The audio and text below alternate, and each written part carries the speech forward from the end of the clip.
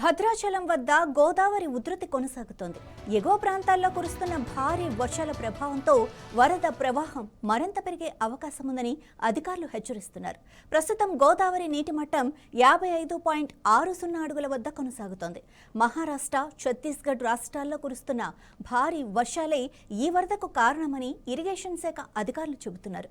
వరద ప్రవాహం నిలకడగానే ఉండే అవకాశం ఉందని వెల్లడించారు. ఇక గోదావరి తాజా పరిస్థితిపై ఇరిగేషన్ శాఖ ఈఈ రామ్ ప్రసాద్ తో మా ప్రతినిధి Devender face to face. Godavari నది 59.10 అడుగుల వద్ద నిలకడగా ప్రవహిస్తుంది.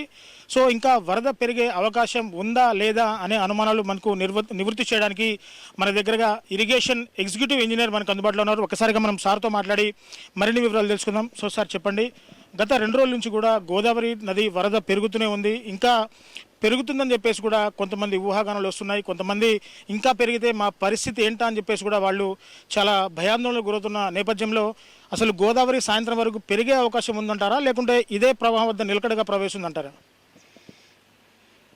గత 2 రోజులుగా అల్పపీడన ధోరణి ప్రభావం వల్ల ఛత్తీస్గఢ్లో ఇంద్రావతి పరివాహక ప్రాంతంలో, అలాగే మహారాష్ట్రలోని విదర్భలోని ప్రాణహిత నది పరివాహక ప్రాంతంలో భారీ వర్షాలు నమోదు కావటం వల్ల మనకు 10 అడుగుల దగ్గర ఉన్న గోదావరి నీటి ప్రవాహం భద్రాచలం దగ్గర చాలా వేగంగా, ఇంతకుముందు లేనటువంటి ఎప్పుడు విధంగా తక్కువ సమయంలో ఒక్క రోజులోనే 40 అడుగులు పెరిగి ప్రస్తుతము 56.1 అడుగుల వద్ద ఉన్నది 11 గంటలకి. 11 గంటల నుంచి నిలకడగా ఉండి ఇప్పుడు క్రమంగా తగ్గటం, 3 గంటల నుంచి తగ్గటం మొదలుపెట్టింది.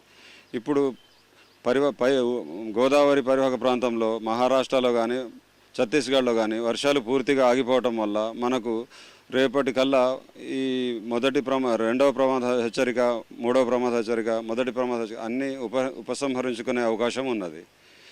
ఇప్పుడు ఇదే విధంగా వర్షాలు పూర్తిగా పైనుంచి వర్షపాతం లేకుంటే రేపటికల్లా చాలా వరకు ప్రమాద హెచ్చరికలు ఉపసంహరించుకునే అవకాశం ఉన్నది. అంటే సార్, ప్రధానంగా భద్రాచలం గోదావరికి వరద వచ్చిందంటే ఇటు శబరి కానీ అటు తాలిపేరు నది గేట్లు ఓపెన్ చేసి అక్కడ వాటర్ని వదలడం వల్ల గోదావరికి ఎక్కువగా వరద వస్తుందని చెప్పేసి ఇప్పుడు దాకా మనం అనుకుంటాం. కానీ అసలు ఈ భద్రాచలం వద్ద గోదావరి వరద పెరగడానికి ప్రధానంగా ఏ ఏ నదుల నుంచి వాటర్ మన గోదావరికి వస్తుంది సార్ భద్రాచలంకి? మనకు శబరిది కొద్దిగా స్పీడ్ బ్రేకర్ లాగా ఆపటమే తప్ప దాని ప్రవాహం, ఎందుకంటే భద్రాచలానికి కింది భాగంలో ఉన్నది, అది ఆంధ్రాలో ఉన్నది. దానివల్ల మనకు ఎటువంటి ప్రభావం ఉండదు గోదావరి ఇక్కడ లెవెల్లో భద్రాచలంలో. ఓన్లీ కొద్దిగా అది వచ్చి అడ్డంగా వస్తుంది కాబట్టి కొంచెం స్పీడ్ బ్రేకర్ లాగా ఆపడానికి అవకాశం ఉంటుంది. తాలిపేరుది అవకాశం ఉన్నది మనకు, కానీ ఈ ఛత్తీస్గఢ్, మహారాష్ట్ర వర్షాల కంటే ముందే అది వచ్చి తగ్గిపోవడం జరిగింది కాబట్టి మనకు ప్రమాదం ఇంకా తగ్గి మన 60 అడుగులు దాటవలసింది 56 అడుగులతోనే ఆగిపోయింది. ఇప్పుడు తగ్గుముఖం పట్టింది గోదావరి. ఇప్పుడు మనకు నిన్నటి నుంచి రాత్రి కానీ ఇప్పటి వరకు కానీ పైన ఎటువంటి వర్షపాతం నమోదు కాలేదు ఛత్తీస్గఢ్లో కానీ మహారాష్ట్రలో కానీ. కాబట్టి ఇది పూర్తిగా తగ్గిపోవటమే కానీ ఇంకా పెరిగేటువంటి ఎటువంటి అవకాశము లేదు మనకు. సార్, ప్రధానంగా 3 రాష్ట్రాలకు వెళ్ళే ప్రధాన రహదారి కూడా పూర్తిగా గోదావరి బ్యాక్ వాటర్తో స్తంభించిపోయిన పరిస్థితి. సో ఆ రహదారిని మళ్ళీ ఎప్పుడు పునరుద్ధరిస్తారు? దాదాపు వాహనాలు కూడా చాలా కిలోమీటర్ల మేర ఆ వాహనాలు కూడా అక్కడ ఆగిపోయిన పరిస్థితి. సో ఆ రహదారిని మళ్ళీ ఎప్పుడు పునరుద్ధరించే అవకాశం ఉందంటారు సార్?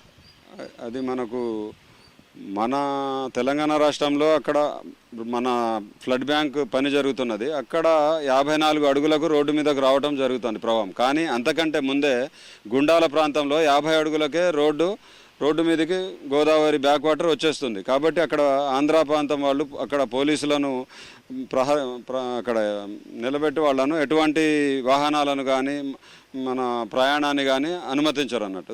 మన దగ్గర 54 అడుగుల కంటే ముందే అక్కడ ఆగిపోతుంది, రోడ్డు కట్ అయిపోతుంది మనకు.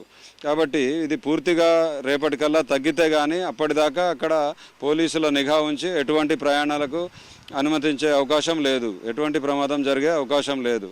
అది అప్పటిదాకా మనం వేచి చూడవలసిందే. అది మళ్ళీ 50 అడుగులకు కిందికి వస్తే కానీ ఆ రోడ్డు క్లియర్ అవుతుంది.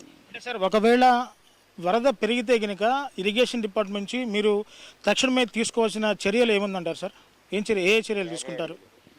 మనం భద్ర ఆల్రెడీ దాటింది. ఇప్పటికి 56 అడుగులకు వచ్చినది. 60 దాటినా కూడా మనకు ఎటువంటి ప్రమాదం లేకుండా అక్కడ రోడ్డు దగ్గర ఇసుక బస్తాలు మట్టి తెచ్చి ఆ రోడ్డును పూర్తిగా బ్లాక్ చేయడం జరుగుతుంది.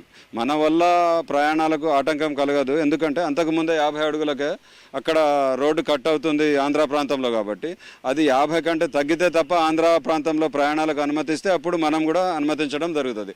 అప్పటిదాకా ఒకవేళ పెరిగితే మళ్ళీ 50 అడుగుల కంటే కిందికి వచ్చే వరకు వేచి చూడవలసిన అవసరం ఉన్నది. ఎస్, చూశారు కదా, పూర్తిగా భద్రాచలం వద్ద గోదావరి వరద సాయంత్రం కల్లా తగ్గే అవకాశం ఉందని చెప్పేసి కూడా ఇరిగేషన్ అధికారులు చెబుతున్న పరిస్థితి ఇక్కడ కనబడుతోంది. సో ఛత్తీస్గఢ్, మహారాష్ట్ర ప్రాంతంలో అక్కడ వర్షాలు పడుతున్నాయి. అక్కడ నుంచి వరద ప్రవాహం పెరగడం వల్లే ఇక్కడ భద్రాచలం వద్ద గోదావరి మహోగ్ర రూపం దాల్చింది. ఇక్కడ వరద పెరుగుతుందని చెప్పేసి కూడా ఇరిగేషన్ ఎగ్జిక్యూటివ్ ఇంజనీర్ చెప్తున్న పరిస్థితి కనబడుతూ ఉంది. ఏది ఏమైనా సాయంత్రం వరకు కూడా గోదావరి వరద తగ్గి దాదాపు 3వ ప్రమాద హెచ్చరిక అలాగే 2వ ప్రమాద హెచ్చరికను కూడా నిలిపివేసే పరిస్థితి ఉందని చెప్పేసి కూడా క్లియర్గా చెప్తున్న పరిస్థితి ఇక్కడ కనబడుతోంది. సో ఇది ఇక్కడ నుంచి తాజా పరిస్థితి. కెమెరా పర్సన్ హరిప్రసాద్తో రిపోర్టర్ దేవేందర్, 9+ న్యూస్, భద్ర.